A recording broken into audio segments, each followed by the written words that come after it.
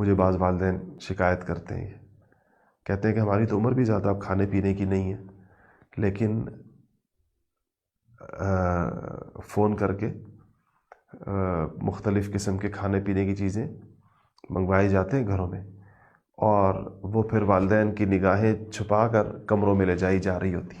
اسی طرح بعض بندے دفتروں سے آتے ہوئے کچھ کھانے پینے کا ایسا سامان لاتے ہیں جو سیدھا اپنے کمروں میں لے جاتے ہیں، اور والدین کو کوشش کرتے ہیں کہ ان کو پتہ بھی نہ چلے.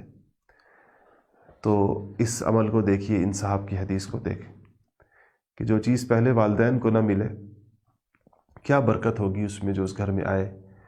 اور اس سے بھی زیادہ یعنی سخت بات یہ ہے کہ بعض اوقات اس کی خوشبوئیں اور اس کی وہ ان کو پتہ چل جاتی ہیں، اور کیا سوچتے ہوں گے کہ یہ وہ اولاد ہے جس کے منہ میں نوالا ہم نے دیا، جس کو وہ اس ماں نے اس کو اپنے دودھ پلانے سے اس کا آغاز کیا تھا اور اس کو پالا پوسا اور بڑا کیا. آج جب اس کے اپنے بیوی بچوں کا وقت آ گیا تو وہ ان کو اپنے ساتھ بٹھا کر کھلانے کا روادار بھی نہیں ہے. وہی سمجھتا ہے کہ ہاں اگر کسی کی پرہیز ہو اور سختی سے ڈاکٹروں نے اس کی ممانعت کی ہو تو بھی اس کی کوئی ایسی شکل بنائی جائے کہ اس میں یہ تاثر نہ جائے کہ ان سے چھپا کر سارا کچھ ہو رہا ہے، یا ان کو شریک کرنے سے. اس کا طریقہ یہ ہونا چاہیے کہ جو ان کی پسند کی چیز اور جو ان کے لیے ٹھیک چیز ہے اس کو سامنے ان کے رکھا جائے، اور پھر ان کی پرہیزی چیزوں سے ظاہر بات ہے بعض اوقات روکنا پڑتا ہے، لیکن اس میں ان کے لیے بھی کوئی نہ کوئی چیز ضرور ہونی چاہیے تاکہ گھر میں یہ تاثر نہ ہو کہ بیوی بچوں کو تو کھلا دیا اور والدین کو چھوڑ دیا. وہ ضروری نہیں کہ عام کھانا تو ان کو ملا ہی ہوگا، لیکن جو چیزیں اور بھی لائی جاتی ہیں گھروں کے اندر تو اس میں انسانوں سے کوتاہی ہوتی ہے. یہ تو کھانے پینے کی چیزیں ہیں، سچی بات یہ ہے کہ والدین کی دوا دارو میں بھی کوتاہی ہوتی ہے گھروں میں. مجھے واسطہ رہتا ہے، مجھے چیزیں پتہ چلتی رہتی ہیں، والدین شکایتیں کرتے رہتے ہیں، بتاتے رہتے ہیں.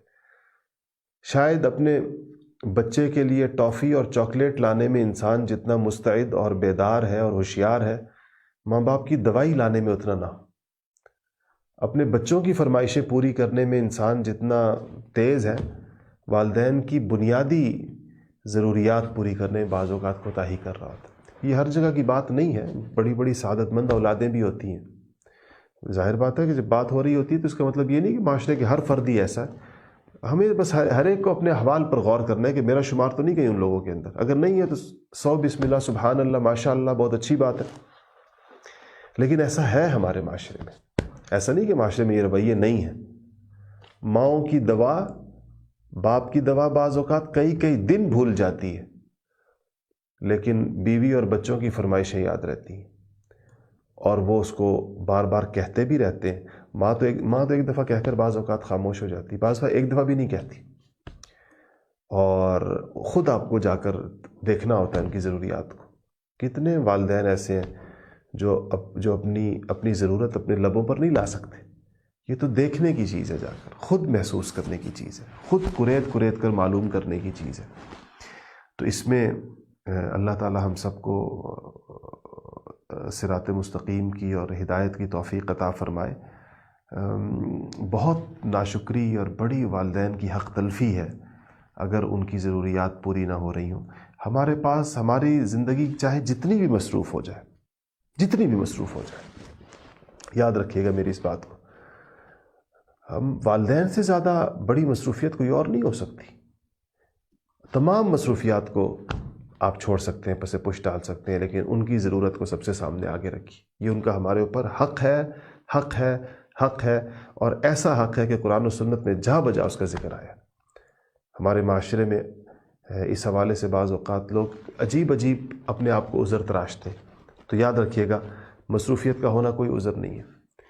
اولاد کو چاہے وہ جتنی بھی مصروف ہو جائے، اپنے والدین کا خیال رکھنا سب سے پہلے ان کی ذمہ داری ہے. نہ آپ نوکروں کے حوالے کر سکتے ہیں، نہ آپ کسی اور کے، کہ ان کے رحم و کرم پہ چھوڑ دیں. خود نگرانی کریں اور خود دیکھیں، اور جو کچھ اپنے ہاتھ سے کر سکتے ہیں کریں. میں نے ایک بہت ہی کھاتے پیتے پاکستان کے ایک بہت ہی مالدار حکمران کو مکہ مکرمہ میں دیکھا. تو اپنی والدہ کو ویل چیئر پر طواف کرا رہے تھے، اور اس دوران باوجود شاید ان کے پاس سینکڑوں نوکر ہوں گے، لیکن یہ ہے کہ ان کو ان کے جوتے لینا، اپنی بغل میں رکھنا، جب ضرورت پڑے تو دوبارہ جوتے ان کے پاؤں میں رکھنا، اور ان کی ویل چیئر خود چلانا۔ تو کسی نے مجھے وہاں کہا کہ یہ ان کا معمول ہے کہ اپنی والدہ کی خدمت کہتے ہیں کہ میں اپنے ہاتھ سے کرنے کی کوشش کرتا ہوں۔ ایک صاحب تھے، تو میں نے سوچا کہ دیکھیں یہ اللہ تعالیٰ کی توفیق ہے، کسی کو بھی اللہ پاک عطا فرما دے، اور کتنے لوگ ایسے ہیں کہ ان کی مصروفیات کے باوجود انہوں نے اپنی زندگی کے اندر یہ توازن رکھا ہوا ہوتا ہے کہ جو وقت والدین کا ہے وہ ان کو ملے، جو بیوی کا ہے وہ اس کو ملے، جو بچوں کا ہے وہ اس کو ملے۔ ایک صحیح زندگی یہی ہوتی ہے۔ اللہ تعالیٰ ہم سب کو اس کی توفیق عطا فرمائے۔